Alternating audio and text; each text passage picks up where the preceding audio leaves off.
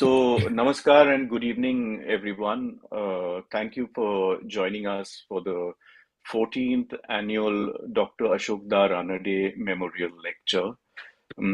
As most of you must be aware, Dr. Ashok Ranade was a scholar, musician, composer, thinker, and author of rare eminence. His writings and lectures touched upon diverse aspects of music making across categories of music in India, which he had broadly classified according to their musical contours as primitive, folk, religious, art, and confluence music. Dr. Ashok Ranade Memorial Trust was formed to carry forward the legacy of Dr. Ranade and to disseminate his music, writings, and lectures. The trust was established as per the wishes of Dr. Ranade's wife, Hemangini Ranade, who was also an author. Sadly, this will be the first year when she will not be amidst us, as she passed away in January this year. In order to propagate Dr. Ranade's work, the Trust has a website and a YouTube channel, which I invite all of you to visit. We have shared much of his work here. The annual memorial lecture is one of the activities that we embarked upon immediately after setting up the Trust, as we felt it was necessary to have discussions around themes that Dr. Ranade was constantly involved in. Our YouTube channel includes recordings of previous annual lectures in case any of you would like to view those. The Dr. Ashok Ranade Archive in Pune houses books and music from his collection that Mrs. Ranade so generously decided to share with everyone. Chaitanya Kunte and Shruti Kunte are the curators for this archive. So over to Anjum Rajabali, who is our secretary. He will be in conversation with Ranjit. Thank you very much, Anish. May I request all of us to observe a minute's silence for the soul of Mrs. Hemangini Ranade. We lost her in January 2025 of this year. So a mark of respect, because she really is the patron saint of all the initiatives that we have begun with under Dr. Ranade's name. So just requesting a minute's silence, please.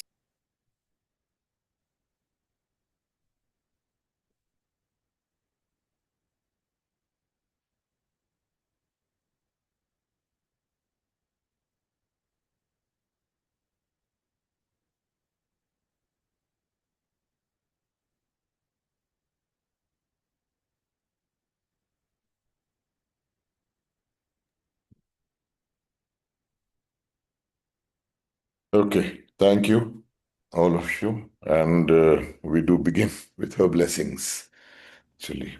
Because each year she used to attend, and when she became incapacitated, indisposed, and bedridden, then of course I would go and convey the account to her, and she'd feel pleased that at all the choices of speakers and the topics. So I'm sure she's pleased now too. And it's important that somewhere we will convey it to her how it went. Okay, the privileged task of introducing the topic as well as the speaker. What Ranjit has written, which we have carried in the announcement, in the first announcement itself, is so succinct and captures the entire breadth of what the lecture will cover. So I'll just give you a brief synopsis. As we all have, I think, realized and noticed, that translation, I think, is perhaps one of the most undervalued and underrated tasks when it comes to literature, because an inappropriate translation can really destroy the value of the original work, and not just the literal meaning of the words of the text, but also the subtext and also what it intends to convey in terms of provoking thought.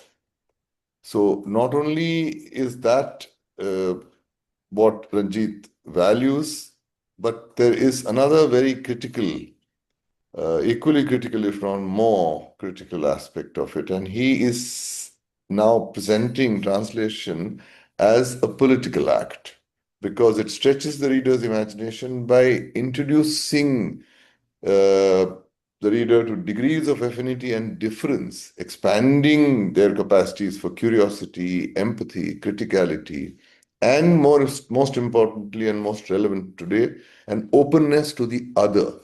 It brings the enormous diversity of different cultures and subcultures which produce documentation, text, narratives in the form of words, but which are not available to most of us. So, this actually, translation is the process by which we, in the Indian context, get a sense of the infinite, infinite kind of width of different narrative traditions, different narrative processes, different narrative cultures, and stories. Uh, Ranjit is in this lecture going to discuss how the practice can embody three major gestures. One is amnesia, the other is resistance, and the third is cosmopolitics. Amnesia is a refusal to forget, a drawing on memories of dissent and inquiry encoded in various languages, a refusal to accept the subordinate and spurious position of the dialect in relation to officially sanctioned versions. Now, this, I think, most obviously we do see, I'm afraid, in our epics, because there are so many, not just different versions of the Ramayana and the Mahabharata, but different Ramayans and Mahabharats itself, coming from various folk traditions, tribal traditions, which are just not available to us. I mean, we tend to rely entirely on the sort of translation of the classical Sanskrit editions, okay, which is one way, which is one Ramayana, one Mahabharata. So once again, translation helps us here by being able to bring to the fore the different versions and the different epics itself, and the different Ramayans and the different Mahabharata. Then, by revealing language as a key battleground in the war over history, by sustaining plurality of expression and retrieving literatures from oblivion, translation also acts as a vital form of resistance. And then, by recourse to key moments in the global history of translation, Ranjit will suggest that translation can be more than an assurance of a complacent cosmopolitanism.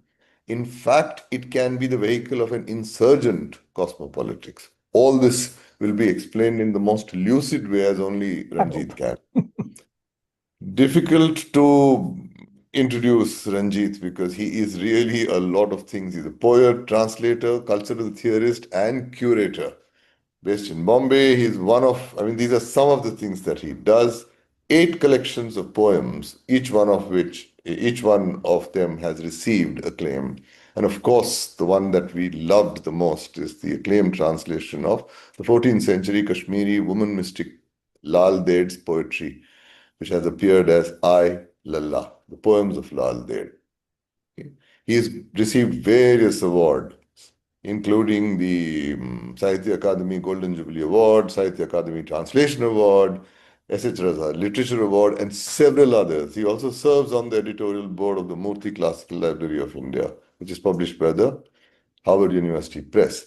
One last fact which I missed out on, which is that his translation of the great 18th century Urdu poet Mir Taki Mir, which has been published as The Homeland and Ocean just last year by Penguin in 2024. So without further ado, let us please turn to what we are waiting for, the lecture by Ranjit Hoskote. Ranjit, the floor is yours. And once again, thank you very much for being here with us. Thank you so much, Anjum and Anish and all of you at the Trust. And my thanks to everyone who's taken the trouble to be here on Boxing Day evening or extremely early, given your time zones. I really appreciate that. Anjum, I thought the unknown fact that you would allude to was that I was for a long time a member of the Center for Education and Documentation. And it's really, as a reader among readers, that I want to speak today.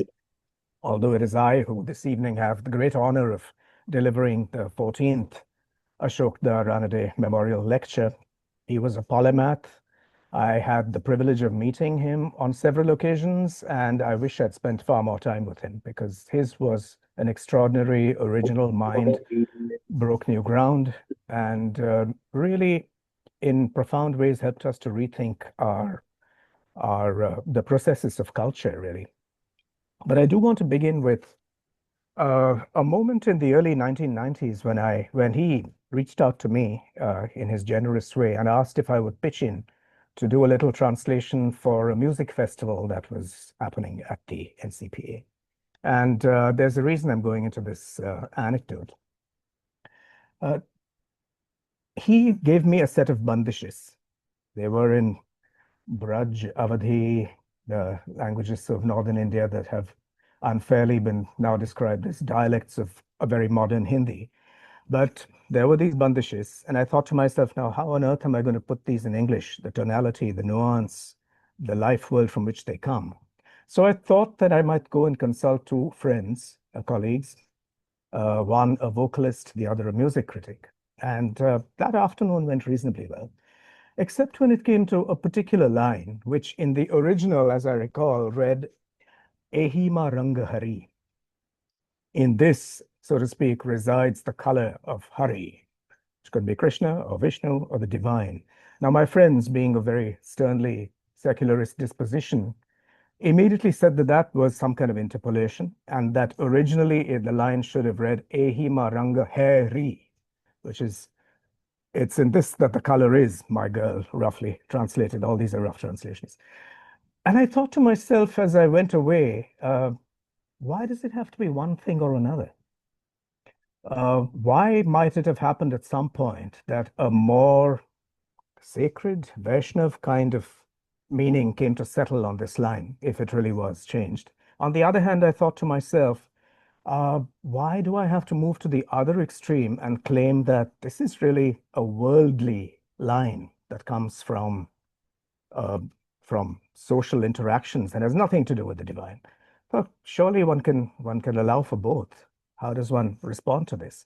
It was a very early experience in thinking through questions of uh, versionality, or what A.K. Ramanujan famously described as tellings, not different versions, but simply different ways of presenting certain cultural material, if you will. This then let me, as the years passed, I began to collect examples of these points where translation somehow came through as a battleground. And I'll just share them by way of preface before I get to my actual talk. In 1992, I co-translated Vasant Abaji Dahake's book, Yoga Bhrashta, a book of poems from Marathi into English. And one of the lines in the original Marathi, if you will, was translated as, I saw the best minds of my generation destroyed by madness. Whereat, of course, a sharp-eyed reviewer said, in the haste to make Dahake appear modern, the translator has made him sound like Allen Ginsberg. Now, the trouble is that is actually an Allen Ginsberg line. Multiple problems of interpretation, of reading, of reception inhabit this simple response. First, the idea that modern Marathi must somehow have no knowledge of what is going on with the beats, that it must inhabit some world of its own, cut away from the contemporary. That's the first mistake. The other mistake is to think that a Marathi poet doesn't have the agency, the will, the cultural energy to take over a line by Ginsberg and render it into Marathi. So what I had done was really to back translate, to think about this very interesting transcultural gesture. This was completely lost on the reviewer. And I thought to myself, again, let us think about the kinds of problems, questions of reception, the kinds of sensitivity of reading that we need when we come to translation. Then, of course, in the 20 years that it took me to work on the Lalved translation, which appeared as I Lala, those were the 20 worst years in the history of Kashmir.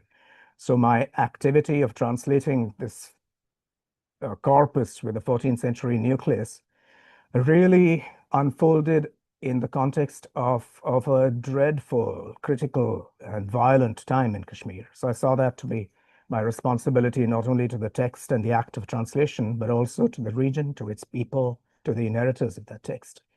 And I had to bear witness in my introduction to the fact that this originally ecumenical, inclusive corpus of poems to which many different kinds of people had contributed, that had itself become the subject of intense rivalry and division in the present.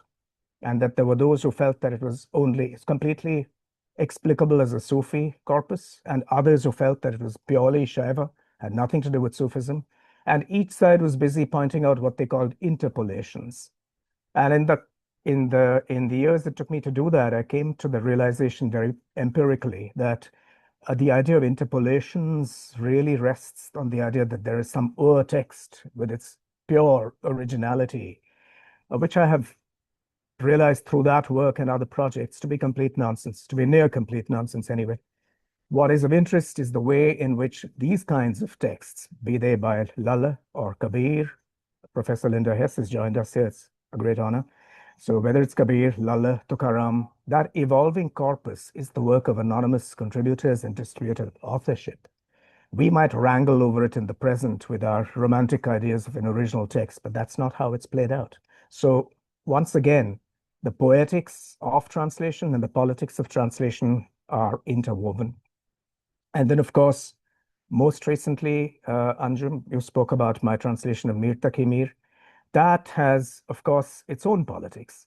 That this is a translation of from an early phase of Urdu, where the poet himself does not call his language Urdu because no one called it Urdu at that time. And what Mir Taki Mir says in one of his verses is,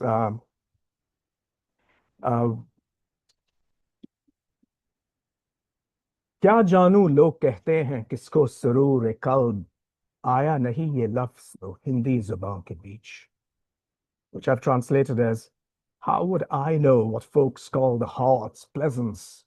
That posh word hasn't made its way into Hindi yet. So Mir's name for his language is Hindi. And he's making fun in this particular verse of the over-Persianization, the tendency towards over-Persianization. It reminds us that the Urdu language came about in the crucible of a vast South Asia. And that whatever name we choose to give it today, it has never really been static. It's dynamic. It's drawn on multiple other languages. And it's part of a spectrum of languages that could really correctly be called the Hindavi continuum. And that once again, it's our linguistic battles of identity today that are in danger of reducing Urdu and Hindi and Braj and Awadhi and Maithili into little enclaves, whereas actually they're part of this much, much larger continuum, which has had immense literary and cultural energy. So this is all by way of preface and to really share with you my basic and intuitive thought as a poet and as a translator that translation has often been a battleground. It's been the subject of an identitarian politics of one kind or another, but equally it offers us the possibility of creating common ground among very, very dissimilar cultural energies. And that's really what I want to spend some time talking about today. That's essentially by way of a very long preface. And I just want to say why this is so crucial, particularly to me, for biographical reasons, because I belong to a multilingual family, to an ethnic microminority that has undergone multiple experiences of diaspora within South Asia. Translation has always, for me, been anchored in deeply existential and experiential contexts of social and cultural practice. I've written somewhere that I cannot remember a time when I was not involved in one form of translation or another. So both for these deeply existential personal reasons and also for larger political reasons, I take it very personally when translation and the contexts of polyglossia and of diversity on which it thrives, when these are threatened by forms of politics that are premised on hard-edged singular identities, whether those are religious or localist or national or communitarian, whatever they might be. I think that these kinds of ways of thinking about identity are exclusionary, they flatten out plurality, and really they constitute a huge challenge to our diversity and the fact of translation, the practice of translation that's so central to that. So as we go along, I want us to hold in mind what many of us work with, two opposed conceptions of language and linguistic practice. There's on the one hand, the idea that language is somehow bounded by territory. There's a territoriality at work, that there's a kind of a mystical continuity from some ancient past. And it's a tragedy that we in South Asia have taken this on board, because this does not correspond to any of our cultural reality. It's something that was imported from the moment of German Romanticism, from philology. It came in via, ultimately, it came in through an understanding of the homeland, the mother tongue, the first language that rests on romantic notions of purity. And it's strengthened by an exclusionary politics that would annihilate anything that is different. So when we argue for the idea of one nation, one language, or one state, one language, we have to recognize that ideas like that are in continuity with the kind of ideas that brought Germany to disaster in the 1930s, for one. On the other hand, in a more redemptive way, I think there's an understanding of language as being essentially osmotic, performative, that it is trans-regional, that it moves across text, performance, orality, writing, print, that the medium is one way of framing language and its utterances, but that all of these are effectively in play. So this is really a way of thinking about language as improvising a sociality as we go along. In that kind of context, I want to suggest that translation cannot simply be seen as a practice geared to teleporting texts from one language to another, with all the deficits and gains, the nuances attended upon that transfer. As we know, there's a vast academic literature on this, as well as debates, translators' memoirs, theoretical disquisitions, and all of this. I don't really want to be talking today about techniques and problems of translation, because that holds to the idea that translation is somehow a subset of cultural practice. I want to think instead of translation as a superset of cultural life. I want to think about translation as an unpredictable medium.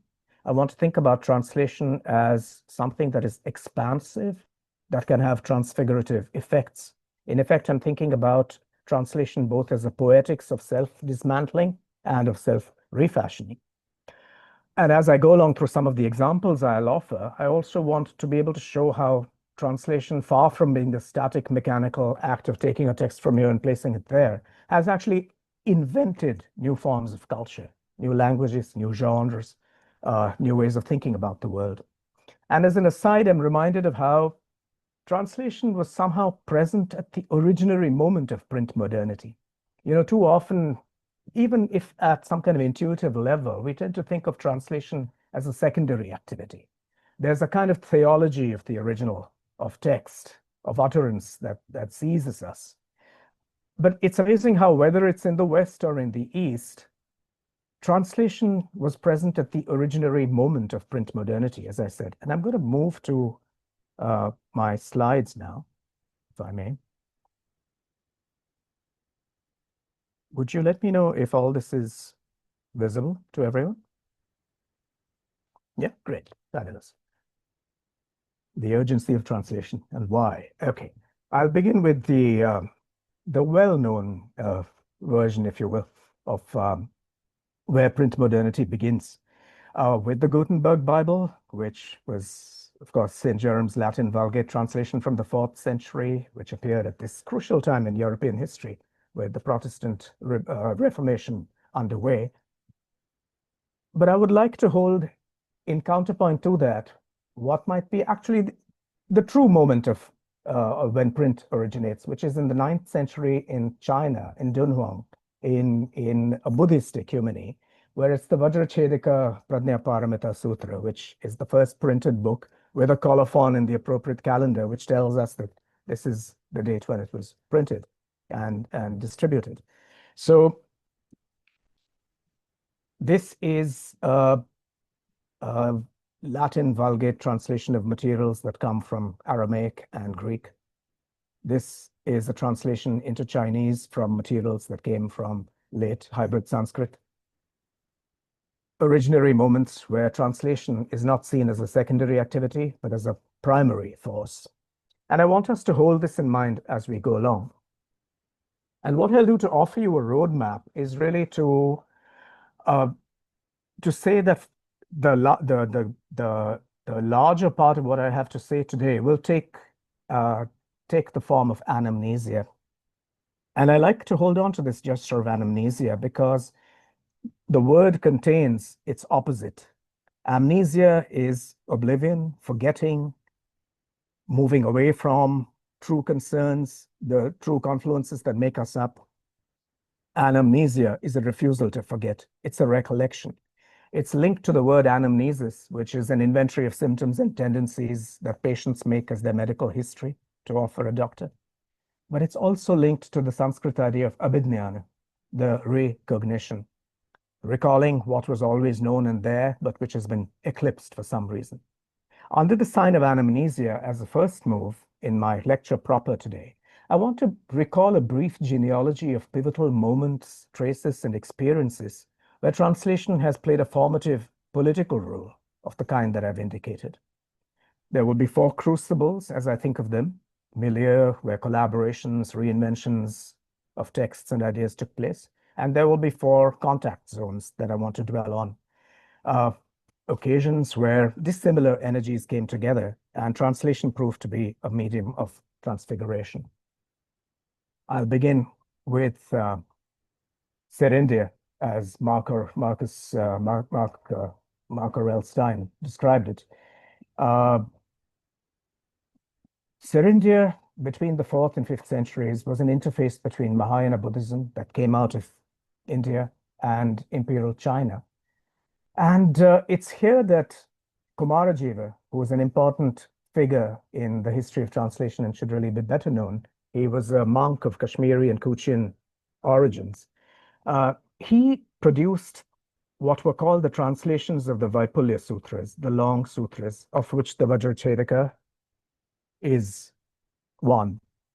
And the more one looks at it, the more it seems that the Vaipulya Sutras were probably created. Although they were presented as a translation, many of the originals are said to be lost. We only have the Chinese translations. It makes one think of whether the translation in this case was really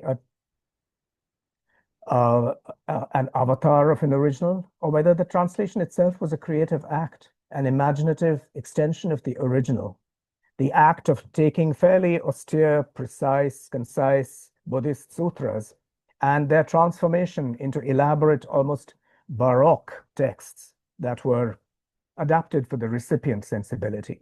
So once again, the simple idea in a certain kind of translation theory that there's a donor culture and a recipient culture is actually to be put to one side in this case. It's highly likely that what was regarded as a translation was also a primary creative act, an act of dialogue with the culture, an imperial culture that was used to far grander texts. If you look at the Vimalakirti Nirdesh, for instance, one of these texts, the Buddha never arrives simply as he does in the kinds of sutras we're more familiar with. He always arrives with about 10,000 celestial beings. There's a great deal of ceremony and protocol.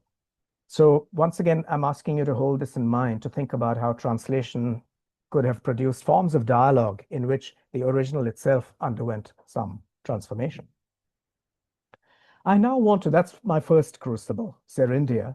And before I go on, I should also make some slight distinction between the kind of life world from which the Vajrachedaka emerges and the kind of life world from which the Gutenberg Bible emerges. The Gutenberg Bible plays a role in, as we all know, a crisis in the rise of the Protestant form of Christianity, in the Reformation, which was iconoclastic, which fought Catholic power as concentrated in the clergy and in Rome. That was under the sign of resistance, if you will, already. So the Gutenberg translation was not, the Gutenberg publication was not a simple act of simply making texts available for a large assembly of people. It was also an act of empowerment. And in this case, as we see, It was the act of making texts available, accommodating them in a different culture, and thus producing a very different kind of textuality and a different kind of sensibility. I now move from these considerations to a time and a part of the world that I've always found to be extremely important. Also in the book that Ilya Troyanov and I wrote together a long time ago, which was called Confluences, where we looked at points in history where very dissimilar kinds of energies, people, communities, texts had come together, even during wartime, to produce messages or missives of peace, if you will. And I think this is extremely important at this point with the enormous catastrophe underway in West Asia and the way in which it has destroyed societies, produced antagonism, annihilation, and violence that will be with us for many, many generations. So in that kind of context, my thoughts turn back to this time in Baghdad. This was the Beit al-Hikmah, the House of Wisdom, which was originally set up in over the 8th and 9th centuries by the Abbasid Caliphate, by Mansur and by Harun al-Rashid. Many of us, of course, know Harun al-Rashid from the Arabian Nights, but he also was a patron of learning, as was the vizierial family, which held great influence in Abbasid Baghdad, known in English as the Barmecides, the al-Barmaki family, who were very recent converts from Persian Buddhism, from Nobahar Buddhism. So it was through this very interesting coalition between the Barmakis and the Abbasids that Baghdad became this crucible of translation. Texts from India, whether they were medical texts like the Charaka Samhita or the Panchatantra, other kinds of texts. Texts from Sanskrit came through into Persian, into Arabic. The Greek texts, largely lost to Europe, whether it was Aristotle or Galen, or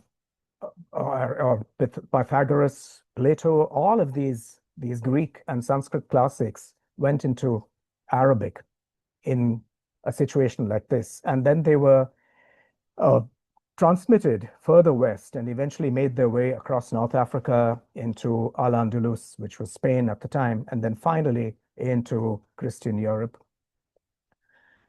It's in that same context as I dwell on the outcomes, the afterlives, the repercussions of translation that I dwell on this text, for instance, the Kitab Mukhtar al-Hikam, the book of the maxims and aphorisms of the sages.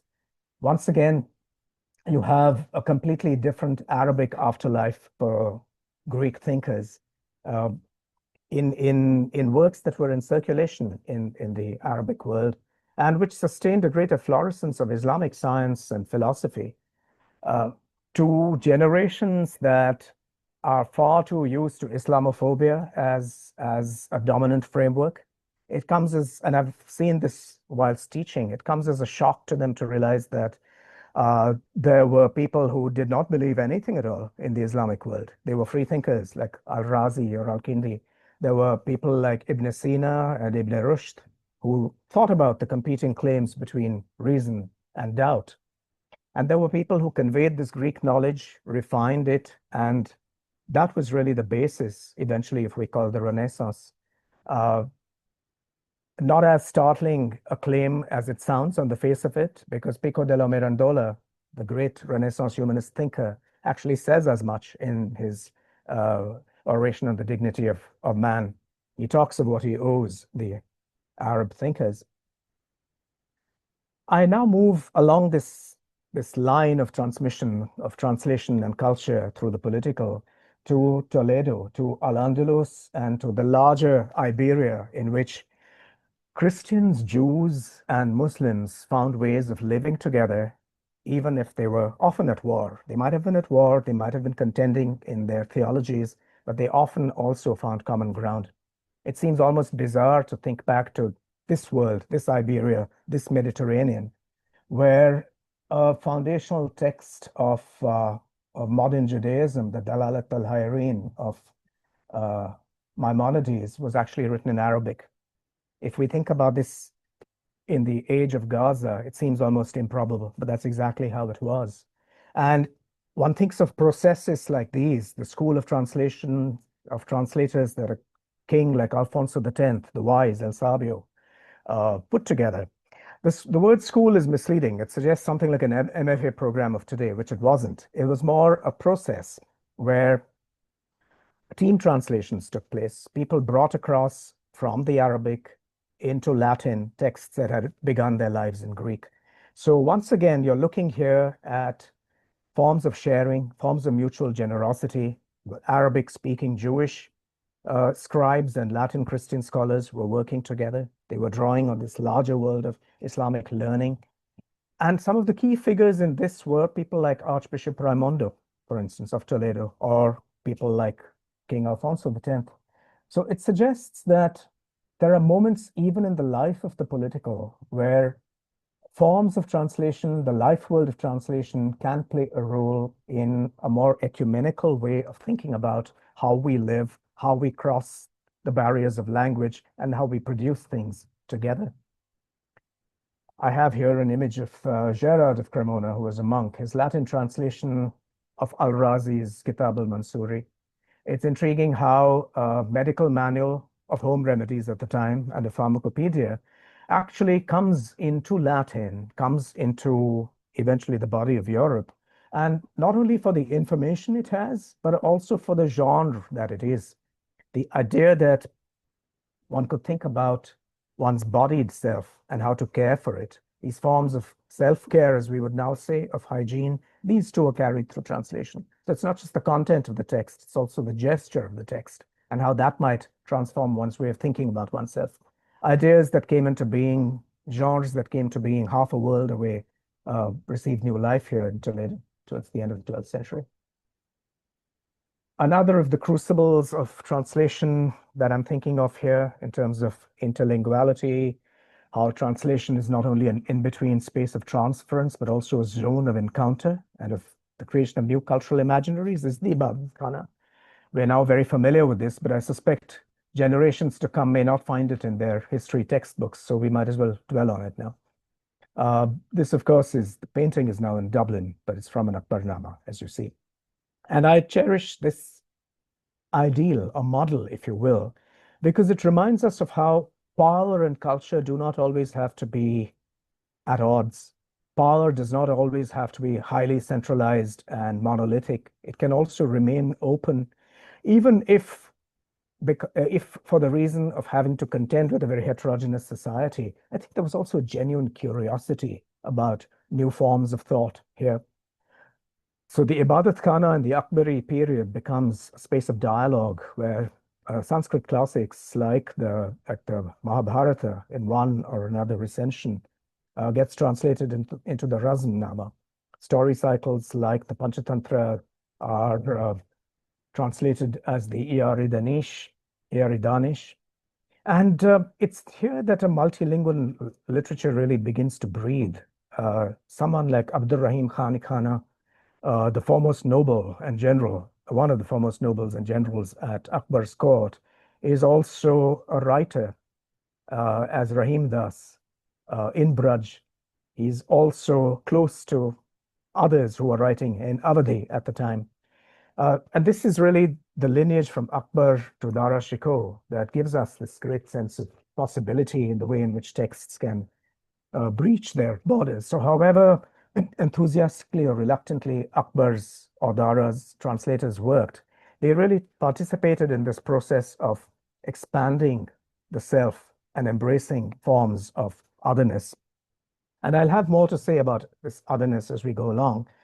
But I just want us to dwell here on the way in which there are implications in these crucibles as I've characterized them for the present.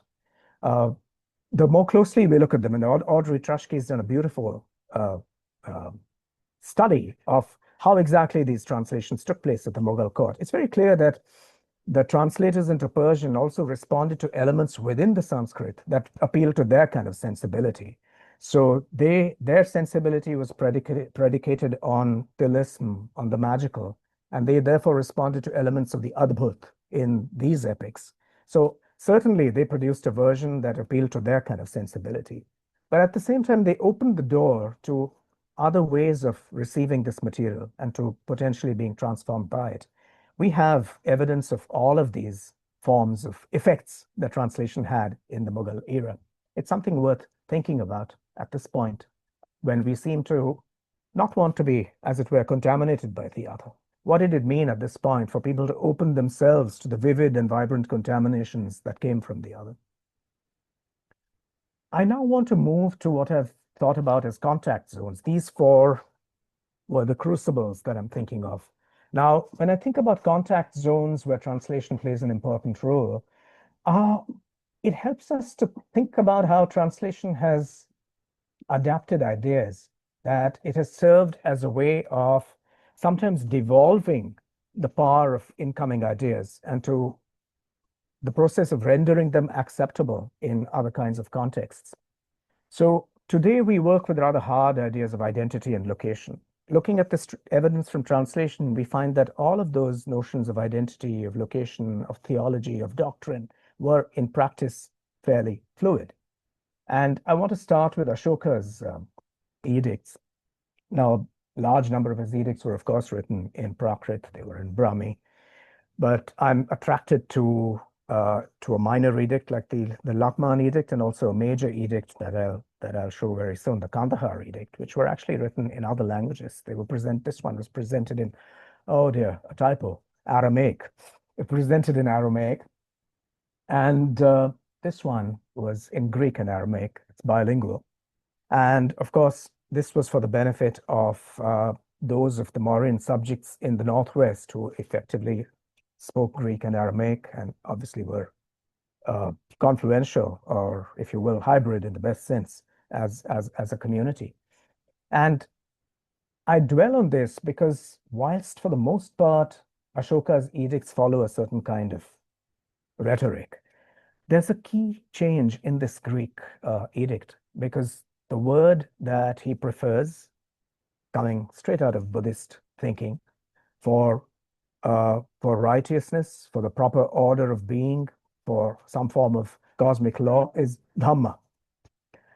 That's not the term he uses here, nor does he look for a Greek variation. The term he actually uses is Eusebeia.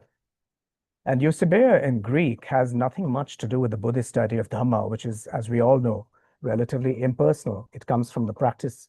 Dhamma is best practiced through the Arya Ashtangika Marga, through the Eightfold Path, through the cultivation of certain forms of stillness and serenity and anchorage. Eusebeia is piety. It means the act of honoring the gods. So you have the notion of Dhamma. The rest of the edict proceeds according to plan. It has to do with showing compassion, treating all forms of all species in the same way, of practicing the key Buddhist values, Maitri, Karuna, etc. But it shows that this emperor, who was on a complete mission of spreading the word of the Buddha, of the Dhamma, was not in fact doctrinaire. He did not try to look for a neologism, literally in Greek, to fit his idea of Dhamma. He was happy for his Greek-speaking subjects to understand Dhamma in what they felt was best for them, piety, the notion of piety. But rather than honoring the gods, they would, of course, honor this new canon of ethical being. The point I'm making here is that this key rupture within the translation actually points to a world of accommodation, forms of thinking with, and forms ultimately of flowering with, that you see in action here. So not dogma, but empathy that is really articulated through this, what I characterize as this brief but significant breach in the translation. I also want to move now, since I've talked myself into the Northwest, I'll continue there. That was all from the 3rd century. Now we're coming up closer in time to the Indo-Bactrians and the Indo-Greeks. Now, again, I've been fascinated forever by the legends that appear here in this hybrid coinage, struck by the way in which this ruler called Polyxenos actually invents through his interlinguality between a certain kind of Sanskrit and a certain kind of Greek new ideas of kingship, drawing on Persian notions of divine kingship. He actually introduces ideas that will eventually become fairly mainstream in what comes to be called Hinduism. As you see from the slide, the Greek title for himself is Basileos Epiphanos Soteros Polyxenos, the emperor or king, the manifest savior. So this notion of the Soter, sometimes the mega Soter, the great savior, has its anchorage here in these northwestern kingdoms, where the emperor is also seen as the savior.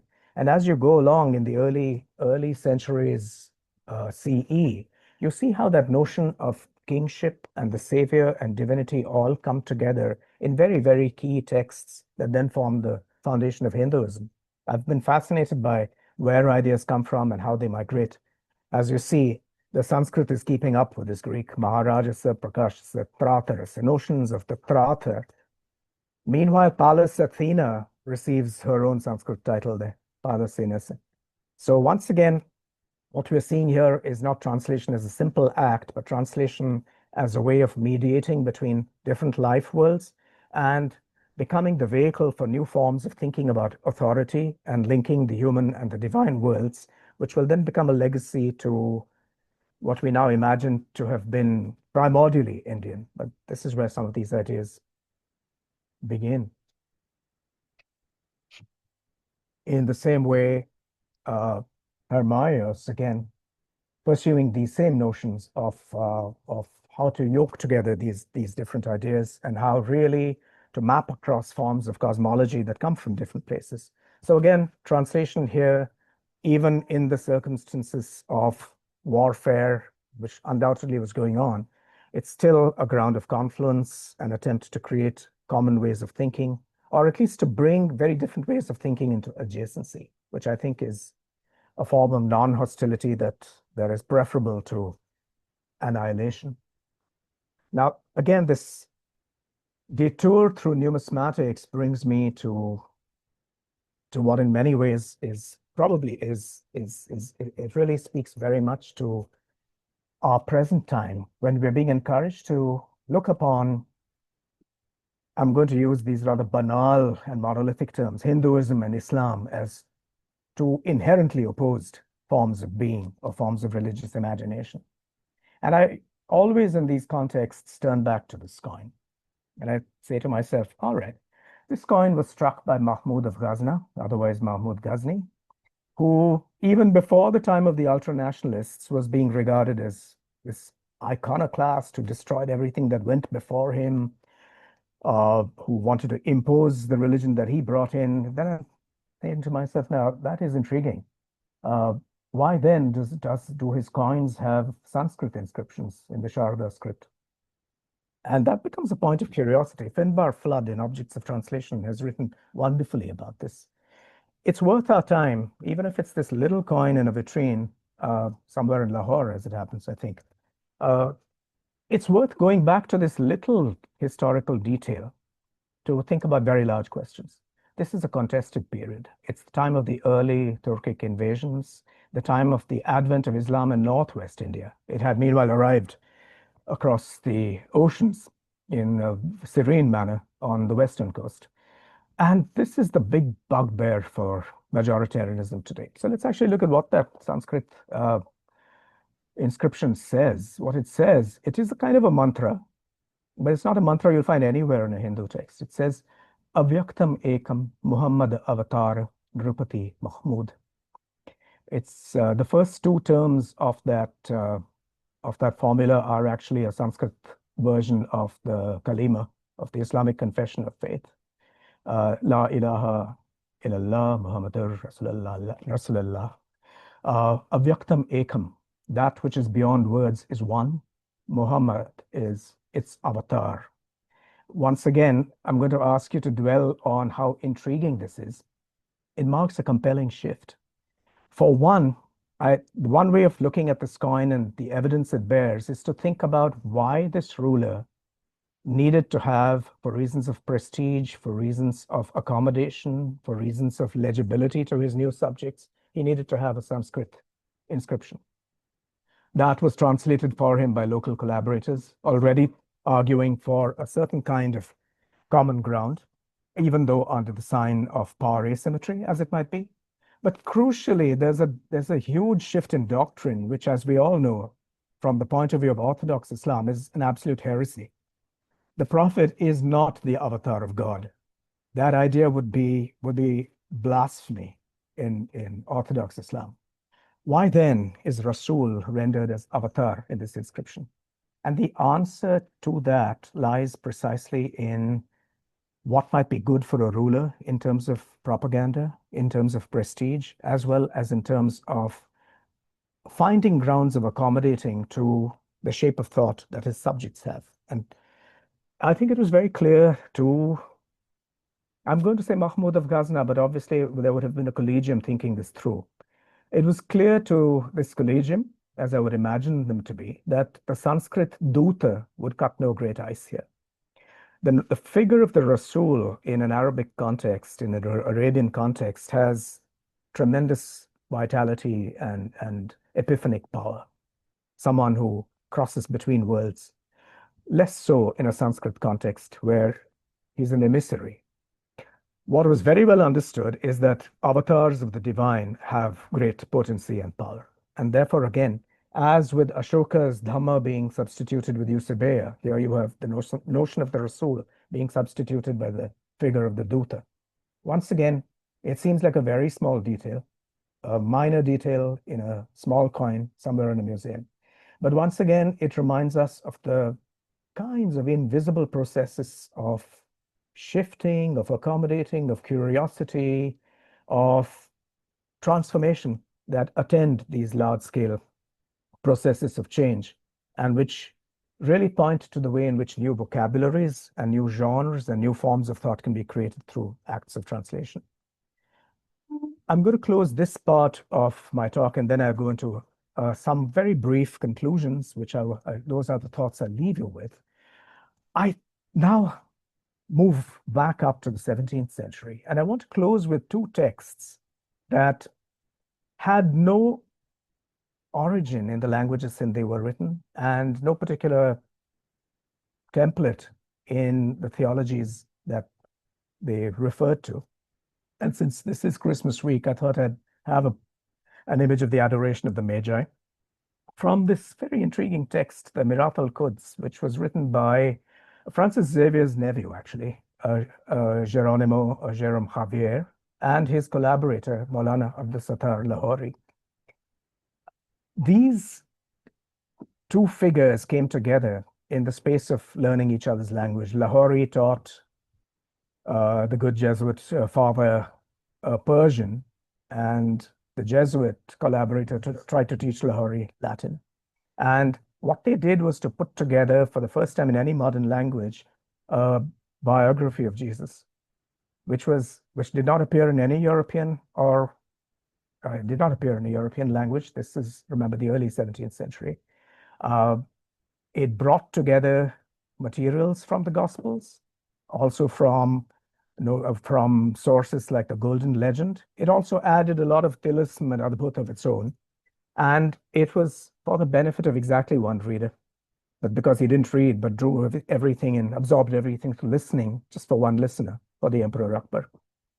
So from one point of view, this could seem like a cultural curiosity, but it might also remind us of how people have transformed prior theological material into works of the religious imagination that really are unprecedented. And it's the kind of text that really is, those who read it were unimpressed for different kinds of reasons. But I think what really struck them was just how transgressive it was. Detailed, very visual portraits of what Jesus is said to have looked like. Again, Baroque descriptions of torture and torment and theophany. It's a text that falls into an intermediate area and in many ways never quite found its readers. I also want to leave this here as a way of thinking about what translation can do. It can become a reserve of form for later generations. It can somehow cut against prevailing orthodoxies, prevailing binaries, and remind us of how we can utterly transform things that are very, very central to our being so that we have to look upon them differently. And alongside, within that same period and that same set of encounters between South Asian, West Asian, and European energies comes this astonishing text, the Krista Puran, which was written by an English Jesuit who was born in Wiltshire and who died in Salsette in Goa, Thomas Stevens, who was called the Patri Guru, and who produced this Purana in a mixture of Konkani and Marathi, published here in Romi, or the Roman script. The scholar Jonathan Gill Harris has wonderfully described it as the greatest Miltonic epic never written in English, because it has this immense and visionary scope. It's written in literally 11,018 lines, which are set in the Ovi form, in the quatrains. So its metrical form is the Ovi. It seems not improbable that he was aware of his near contemporary Eknath from the Bhakti Sampradaya. He was very aware of the Ovi. He was very aware of the Purana as, again, a prestige form and a form of narrative that transcended the oral, the scribal, and the performative. And again, one of the many outcomes of this is that he invents a very large new vocabulary for Catholicism in its new home in Asia. He celebrates the ecology of coconut and cashew in which he finds himself. He creates new words in the Sanskritized Konkani and Marathi for the Virgin Mary, for Jesus, for God. So when I think about the Miratal Kuds and Krista Purana, I'm thinking here of how translation creates new genres, new vocabularies, and really produces completely new landscapes of the imagination. So far from being a secondary, non-creative act, it plays this very, very critical role. And I want to hold on to these thoughts. This way of looking at translation, the reason I've gone through this history, this is, of course, a very selective history. I've chosen particular points that demonstrate the kinds of things I'm talking about. But the reason to bring these back to memory, instead of looking at the fossil surfaces of text, but look at the processes from which they come, the reason to do this is because we need to remember how we create narratives, how those narratives cross borders, because we are in many ways the victims of processes of reform and modernization that have diminished our linguistic and our cultural and eventually also our political possibilities. And I want to dwell a little on that. Everything that we've looked at here comes from worlds where societies were awash in multiple languages. People were contextual in their linguistic practice, as we ourselves were and continue to be. Why then have we committed ourselves as a political program to the idea of a single nation state, which still thinks that we should have one single national language to which all other languages are subordinate? It seems to be a completely meaningless activity.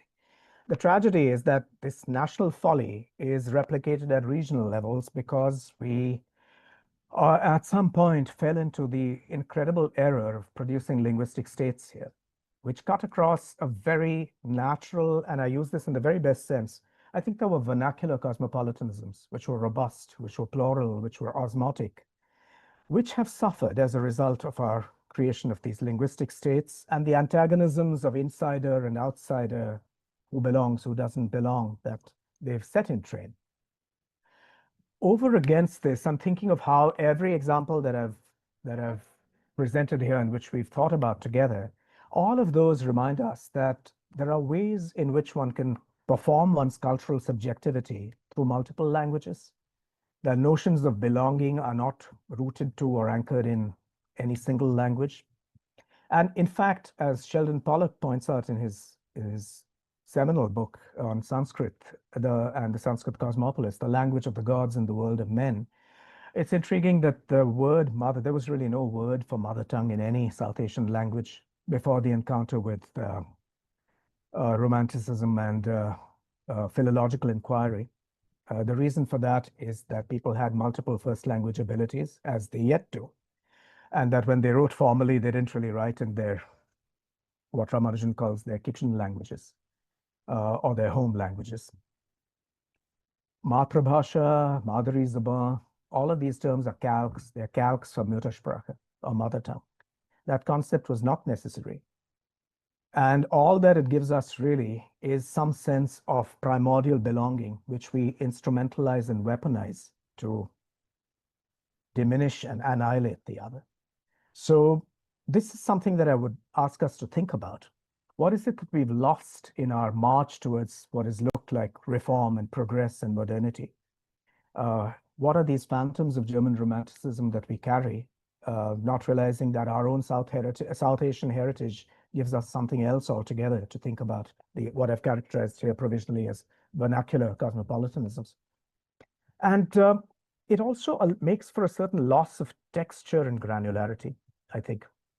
Our insistence on some kind of national language, however doomed that discussion might be, or as in the case of Hindi, I shouldn't really be talking about Hindi in the presence of so many scholars who have devoted their lives to it, but it has always seemed to me that it dramatizes this conflict and this annihilationist situation that comes about when you foreground or privilege a relatively recent language like the modern Hindi that sprang from the pages of the journal Saraswati about 100 years ago, and you demote Braj, Awadhi, Maithili, Magahi, Bhojpuri, all of these to dialects.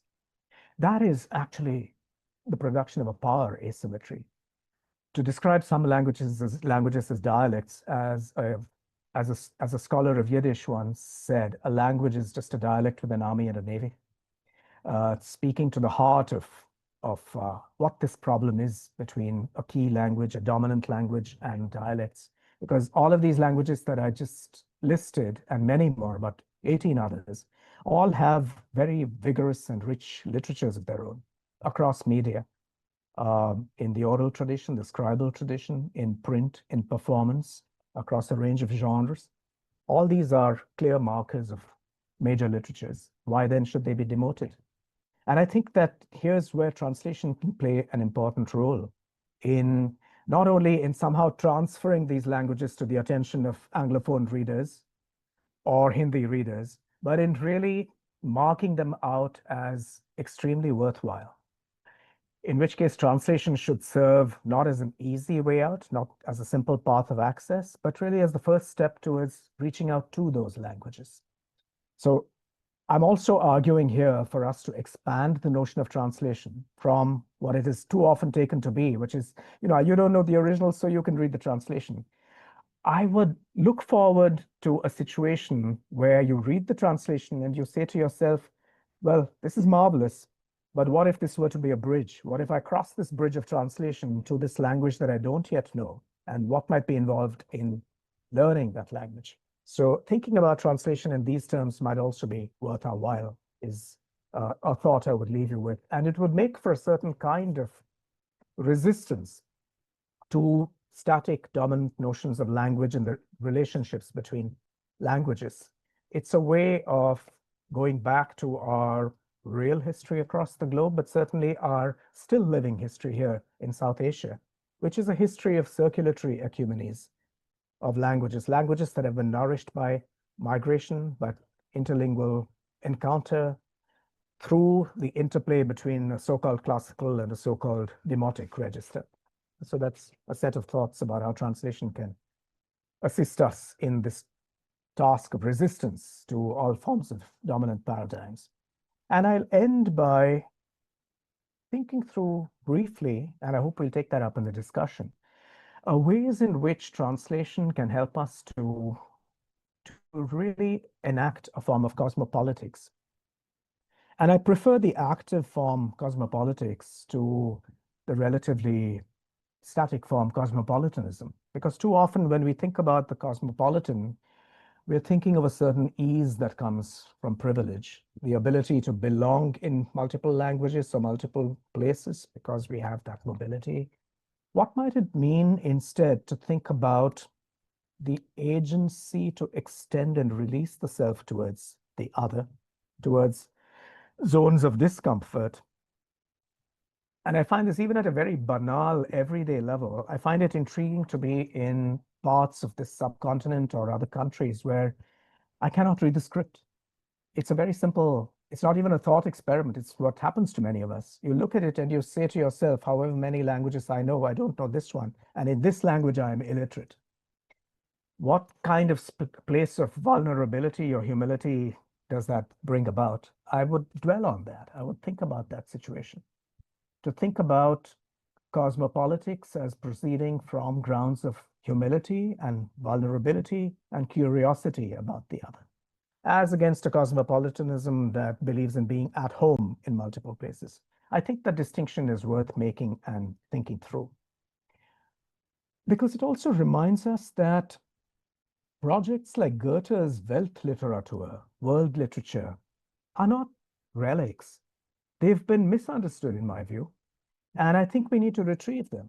Because when you go back to the Westöstliche, the Divan, the West-East Divan of Goethe, it springs from Goethe's sense that the literatures he knows in Europe are somewhat exhausted. He says this himself, you don't need annotation. And he says, what might it mean to look to other societies, their cultural productions, their literatures? How might we expand our own imagination? How might we not only learn about other societies, but learn how to be other kinds of self? And I think that that is really, for me, one of the key capabilities of translation, that it really pushes us into situations where we recognize our own individuality. Perhaps German Romanticism and philology and all of these dominant notions that I've been railing against, perhaps they are all premised on the notion of a sovereign individual self, which is the fulcrum from which the whole world can be looked at. I'm asking us to think about the self in another kind of way. What if we were instead individuals? What if we were made up kaleidoscopically of many different kinds of selves? What if we approached the world not in a defensive mode or in an insecure fashion, but in the spirit of refashioning ourselves through these kinds of encounters? And that's where I'll end by, and this is why I think cosmopolitics has an insurgent component. It refuses to sit quietly in ethnic, linguistic, regional, identitarian boxes that have been drawn around us by other forces. And I think it allows us to think about a concept, a practice, a performative reality that I think is crucial to us as we go along. And I like to think of that as xenophilia. Everywhere in the world today, we are being urged to practice xenophobia, the fear of the other within, the refugee, the immigrant, the person with another religion or ethnicity or gender or sexual preference, whatever it might be. Xenophobia is what power is telling us to practice and to somehow secure ourselves within. This is not only does it narrow the imagination, it actually destroys whatever human potential we have. And I genuinely think that xenophilia is the only worthwhile way in which we can be in this world and form communities and solidarities. And I would like to think of translation in this kind of larger way of thinking. I think translation is a bridge that is xenophilic in its very nature, in its possibilities, and in the way in which it can help us imagine a world that is better than the world in which we find ourselves. Thank you very much for your attention. I'll leave you with those thoughts, and if there are questions or strenuous objections, happy to take them now.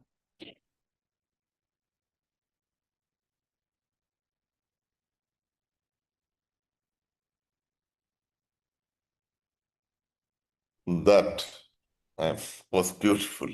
It was, and I mean this, it was not just lucid and erudite, but it was intellectually stimulating and presented in a succinct way. If at all I have any complaint, which I'm putting in quote marks, is that there were so many strands of new thought and new ways of viewing translation that we will have to watch the YouTube recording at least a couple of times to be able to actually assimilate them and then have a dialogue either between ourselves or within ourselves.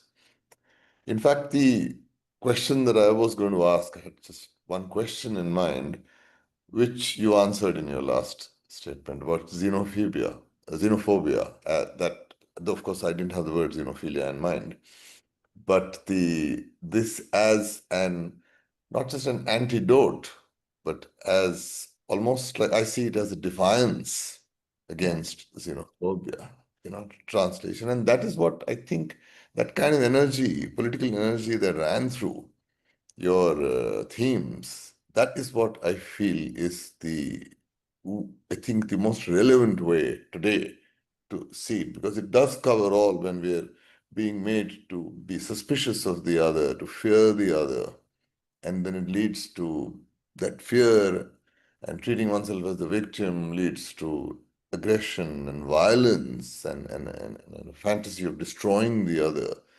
Whereas, as you said, I mean, translation is a very gentle and humane way of building bridges, and through building bridges, create empathy and relationships based on that empathy, and which is what we need today. Inclusiveness is not just a passive term that you accept the existence of the other, you engage meaningfully with the other in a bid to empathize and understand that. And then, as you said, to treat ourselves as a set of different individuals within ourselves.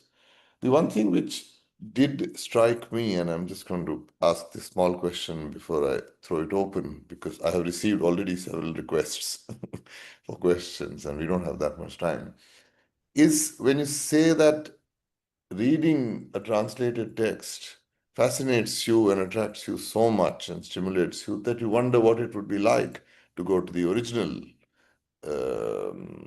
expression, and that makes you want to learn that language. But given that there are these infinite number of languages, I mean, where does one sort of actually, how far can one possibly go? Because there are so many good translations of so many fine texts.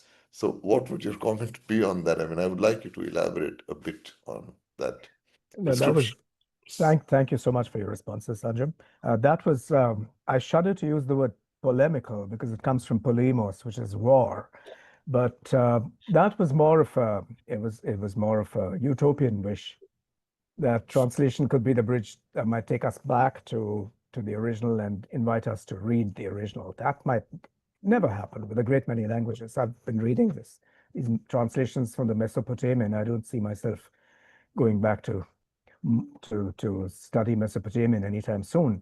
But that has to do more with cultivating a frame of mind where we cherish the translation for itself. Because again, as I said, I don't believe translation is a secondary activity. I think translations have a primary presence, and we need to cherish that. But the wish that they could lead us to this original language, that comes from a wish to not regard these originals as mere resources. This is how, for instance, we look upon nature. There are natural resources which we will refine, translate, exploit, and use somehow. That kind of sensibility, that kind of mindset, if it comes into culture, is not very happy. So my suggestion would be, even if you don't really study that other language, just recognizing its presence, recognizing the life world from which it comes or came, I think that has to do with if you will, it's a more spiritual exercise. It's cultivating a certain kind of humility and vulnerability and curiosity. These are my key words, as you see. So that's not just as something to be rushed through, and you arrive at your translation, you forget about what this is. Very small example in the large scale of things, not vast. But for instance, I spoke about this long-term translation from the Kashmiri that began in the first place as a purely, if you will, private activity. It was retrieving a lost homeland and a lost language. But very, very soon it went far beyond that. It became in my mind, an act of devotion to something infinitely larger than myself, which is this history, the region, the people, and the now. So it's these notions of responsibility that I'm gesturing towards here in terms of what it is. What is the ethical duty of the translator? How does the translator bear witness? These are some of the questions that I have in mind. You know, as it happens, the two people, okay, who would really have not just appreciated but engaged with you intensively on this. One is Dr. Ranade himself. Indeed. Because, yeah, translations of Tagore, of Sharchandra, and that impelled him to go and learn Bengali. Yeah. So that he could read it in the original. Yeah. Okay. That. And the other was Mrs. Ranade. Mrs. Ranade also, in fact, I mean, Marathi, of course, she did learn, but she would translate her own short stories. I mean, she wrote oftentimes in Gujarati. Right. And then translate it into Hindi herself. So she understood the nuances of both the language, she understood the subtext. And that was beautiful. And in my case, I remember in 2005, Anish, that I was so excited by certain Urdu shares, the Urdu the tradition of Shairi, ghazals, that I was reading out translations to Dr. Ranade and Mrs. Ranade. And Dr. Ranade continued to smile at me in this indulgent way. And finally, he told me, why are you giving me these translations? Okay. Why don't you go and learn Urdu? I said, I mean, where do I begin to learn Urdu? He said, if you want to, you can do it. It took me 20 years. This year, I actually joined an Urdu course and a series of courses, and I'm learning that to be able to understand the original. Okay, including me. So, anyway. Questions, there are questions which have come in. I hope Anish and Chaitanya, you've been following the chat questions because I think there's MPR.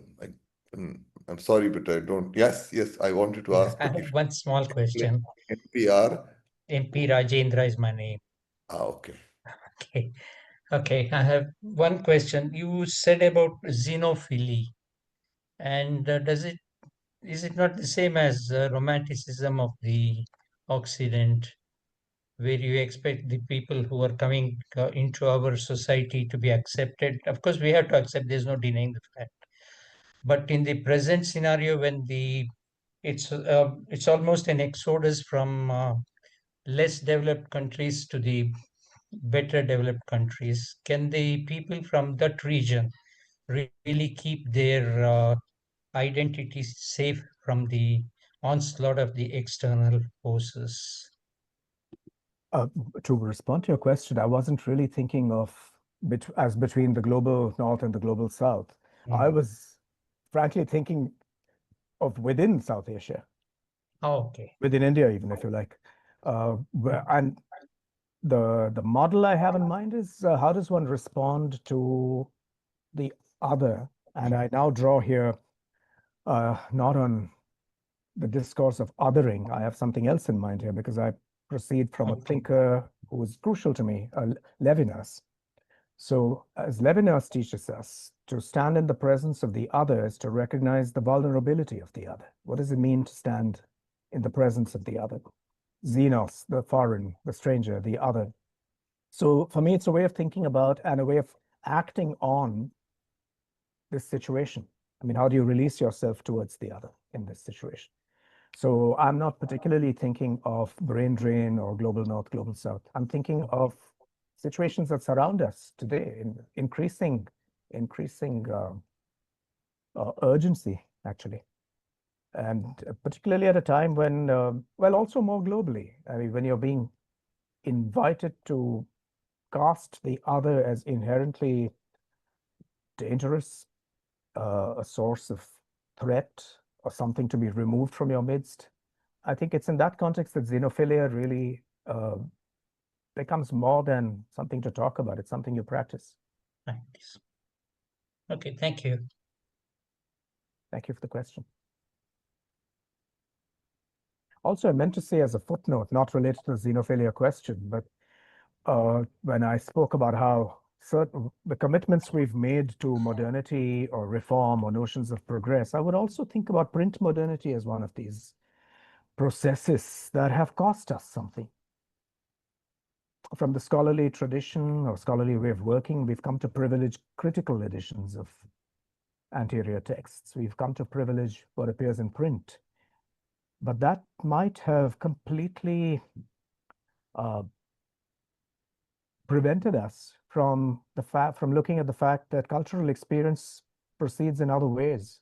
I go back to what Ramanujan used to talk about, that there are no versions, there are tellings, and that many of those tellings are below the line of print. They don't appear in the critical edition because the critical edition is an invention. So xenophilia in this case would also mean opening yourself up from within your, well, you can't see my study because there are Kumaon Mountains up here behind me. But you have to get yourself out of the things that you value greatly. Of course, we all value scholarship and printed books, but you need to go out and listen to a tradition that's living. It's there. No one's literally, in the old phrase, it's not been reduced to print, but as a cultural participant, as a citizen, as a translator, you also have to be aware of the many other ways in which texts and narratives have circulated. True. I think Jaya Lakshmi wants to ask a question. Jaya? Hi. So it was a wonderful session.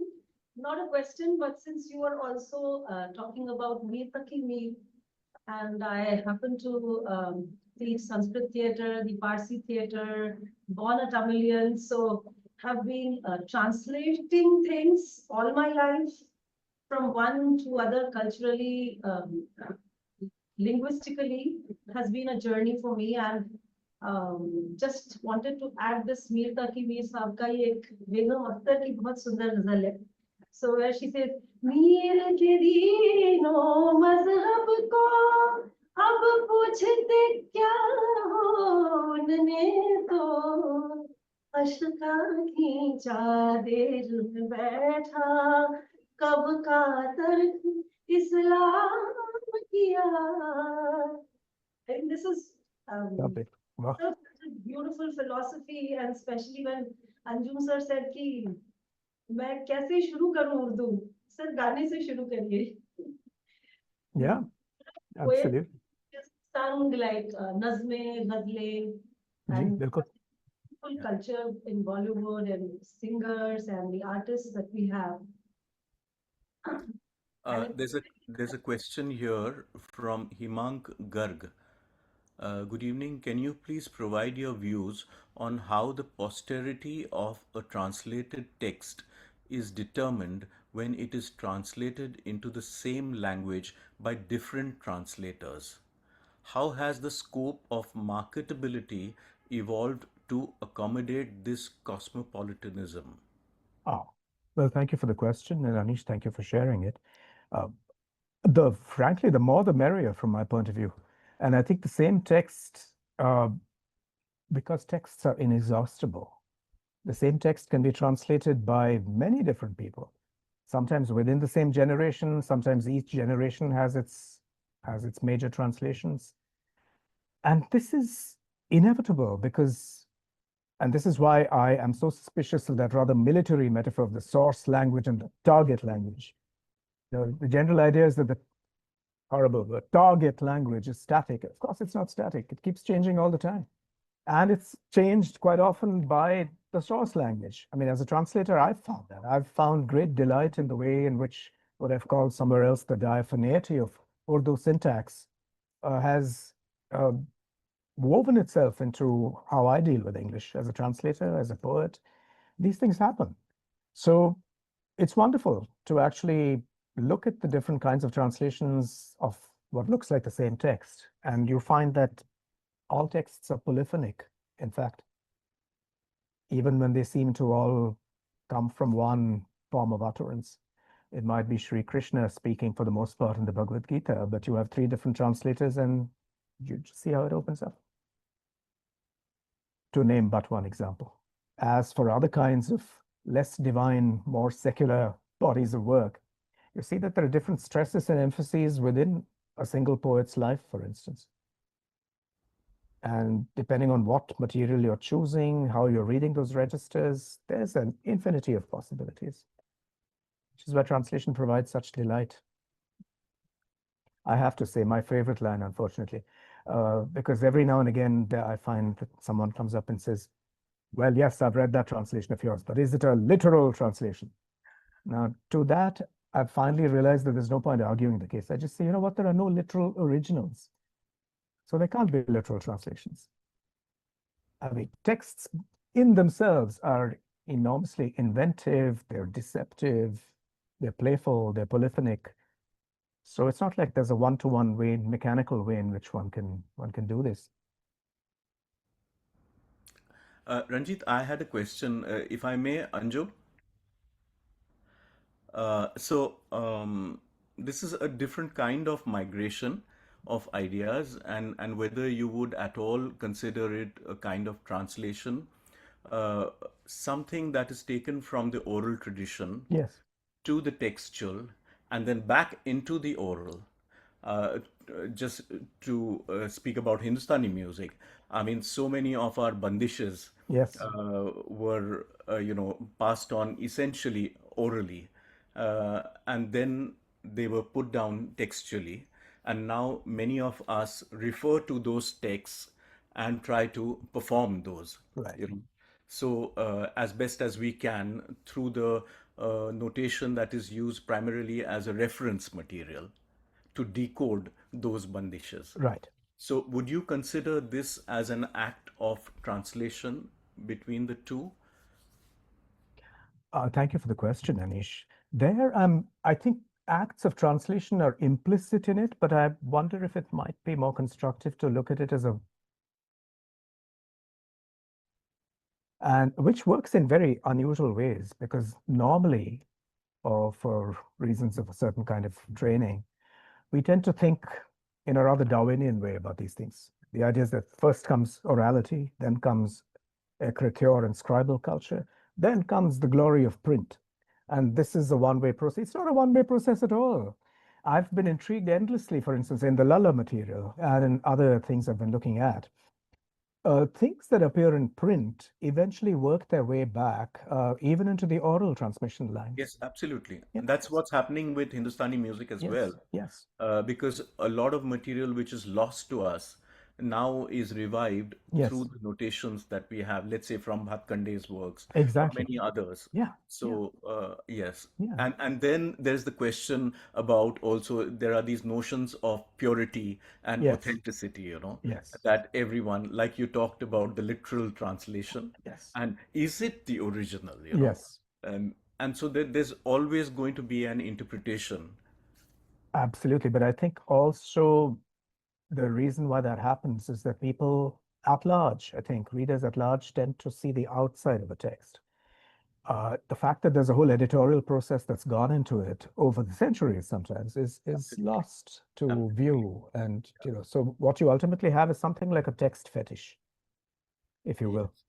Yes. The labor that's gone in, the intellectual labor, the acts of omission and commission, selection, whatever it might be, those are all lost to view. So quite often people are fighting over the surfaces of texts without really understanding how they've come into being. True even of allegedly divinely revealed scripture. Right. But which also leads us, I think, to seal off certain things. And the more I look at it, for instance, this might be a highly unpopular view. I think this comes from some work I did on the Ishopanishad, translated it.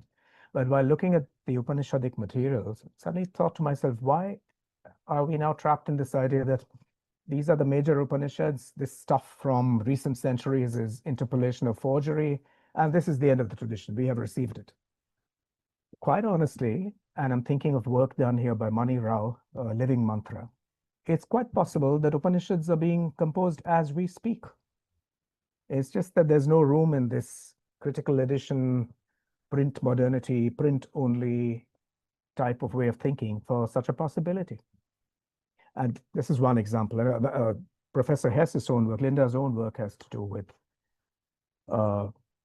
sensitive, attentive listening to what is happening in orality and in performance, and outside of what we see to be the canonical texts. This is in the Kabirian corpus.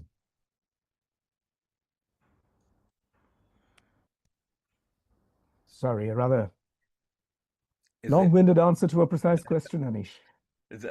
Thank you, Ranjit. Chaitanya, are there any other questions? Yeah, there are two questions. One is from Tanushri Bhushan. In this expansive way of thinking about translation, is there scope for something you would call an inaccurate translation, or not call it a translation at all? Then? That's a really good question. I think there's a level at which, if there are certain glaring, egregious inaccuracies, distortions, there's a level at which you can sift through and recognize that this is in fact so. But at a much deeper level, translations would also encode your perspective. It would your forms of interpretation, your particular lenses through which you look at texts and traditions and authorial lineages, all of that would come into play. So I think if we are past the simple level of recognizing that certain things are in the realm of error or misunderstanding or hilarious misunderstanding, as it might be in some cases, that's not what we're talking about here at all. The deeper order of things, which comes from questions of perspective, lens, interpretation, and so on, that I think is the ground of serious discussion. There one does not speak of inaccuracy. One would think about choices of interpretation, reading, and translation. Thank you. Thank you for your question. Yeah, there is another question from Sanjay Talreja. He says, thanks for your very thought-provoking talk. The anxieties of modernity are constantly being played out, often with disastrous results. I would be very interested in your take on the twins of monocultures, nationalism and homogenization, which seem to have almost inexorable momentum. How do we meaningfully address that on the popular level? That is a political realm that we have to enter. Absolutely right. It is a political realm. But how we create that way of participating in politics in a meaningful way is really, I think that's an open question. But the problem is very well recognized here. It is true. I think as we go along, nationalism of this kind, which rests really on the creation of others who need to be annihilated, I think we once had a nationalism that was more cosmopolitan, that actually was richly informed by internationalism, if anything. That phase is over.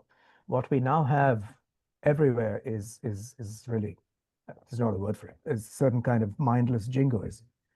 And that exacts its costs, both in terms of external relations and what it does to a society. And homogenization, of course, I mean, this might come through dominant languages, dominant ways of being, dominant forms of reading, even the fact that the library is rapidly becoming an extinct institution. The ways in which one could explore, I know I sound like a Luddite, but the ways in which one could explore and discover things in an old style actual library, as opposed to sifting through things online and finding no surprise there. These are things we have to deal with. And how do we deal with them? I have no large scale program. I think it's up to each one of us to practice a certain way of resisting these monocultures, as you correctly characterize them. For instance, it might seem like a simple act, but I think I often say that I'm a monolingual writer. I only write in English, but I'm a multilingual reader. And I've found it extremely important over the years to quite programmatically read in these multiple languages that I can read. And partly for what those sensibilities can do for me in the language I write in, but also just simply to be another person in another language. And I think that's as much as one can aim for, but find ways of resisting the monoculture through whatever platforms of expression are open to you, certainly. But I don't know what the great machines of pedagogy and propaganda are going to do in this context. I fear that greatly. Mild way of putting it. Yes. Yeah, that. Okay, it's quite fitting that the last question has to come from Professor Hess. Linda has Yeah. go right ahead. Well, over here it's good morning. Yeah, I really just want to just say a few words because I feel so much affinity with you, Ranjit, and we have sort of many crossings of our interests and our activities. So I just don't want to stay silent. First of all, I thank you. I was really with you all the way. I agree with you about pretty much everything, and I appreciate like the wonderful examples that you brought from history and crossing all the continents, or not all of them actually, but more than usual in a lecture. And for giving me a word like xenophilia and your keywords, which I'm kind of rehearsing in my mind that I feel that make me feel close to you, which were, see if I now remember them: vulnerability, humility, curiosity, love. You know, like you've given us a kind of articulation of love as a guiding. Excuse me if that goes too far, but No, anyway. So I just want to tell you a little micro political insight that I had about myself and my experience by listening to you. You know, I've spent a bunch of time in the villages of Malwa, Madhya Pradesh, particularly, you know, with Prahlad Singh Tipania, who's my guru of the folk tradition of Kabir and of the singing, you know, folk singing in a particular region. And, you know, I've spent a long time trying to learn Hindi, and I'm still not great, but I can talk to people in Hindi. And in the villages where I hung out for like 15 years, the language is Malvi that people speak. And I didn't really try to learn the Malvi. And once in a while, I would try to ask how to say something. And they would laugh at me, especially the women would laugh at me. But I didn't really feel required to learn Mali. I would sort of secretly think, well, it's pretty good that I've spent all this time learning Hindi.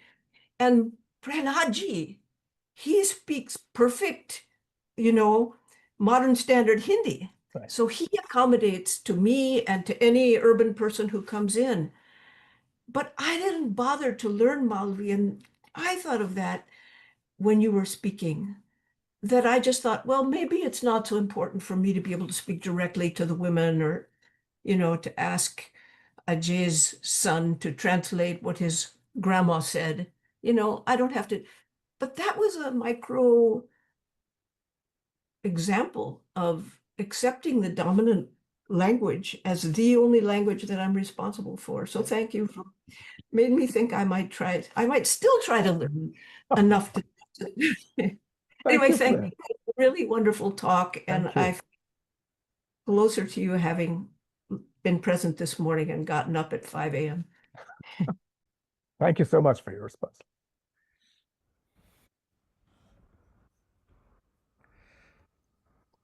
Thank you, Linda ji, for being with us.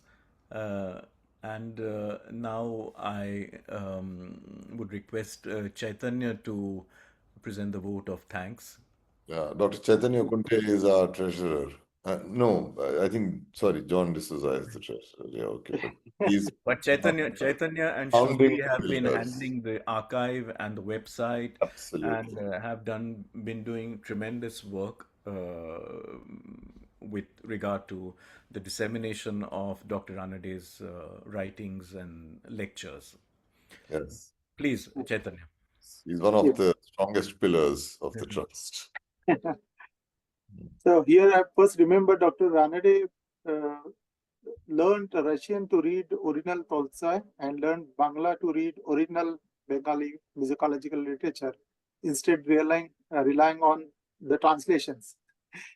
So in this context, this insightful presentation was indeed an apt tribute to Dr. Ranade, considering his wide open idea of culture and musicology. So on behalf of Dr. Ashok Ranade Memorial Trust, I extend a very hearty vote of thanks to Mr. Ranjit Hoskote for gracing this 40th Dr. Ashok Ranade Memorial Lecture and delivering such an engaging, enlightening, and eye-opening lecture on this online platform. This talk, while setting out a new perspective on language, translation, ethnicities, cultural identity, cultural exchange, and cultural politics, it has opened up many issues and questions. So I also thank Dr. Anish Pradhan and Anjum Rajavali for curating this lecture, and Mr. John for providing the technical support and making this lecture possible in this online virtual platform. I also thank all viewers and enthusiasts who participated in this event and making it lively. Lastly, I hope we all will meet again next year for the 50th Dr. Ashok Ranade Memorial Lecture. Thanks and good night. Thank you so much.